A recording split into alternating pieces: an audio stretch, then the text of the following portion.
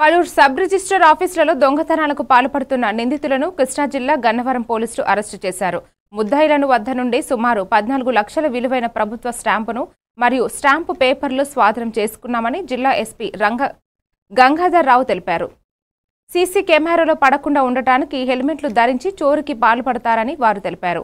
వీరికి గత కొన్ని సంవత్సరాల కాలం నుండి ఎవరికి దొరకకుండా నేరాలు చేస్తున్నారని, గవర్నమెంట్ ఆఫీసులలో తాళాలు పగలగొట్టి దొంగతనం చేశారని ఎస్పీ తెలిపారు.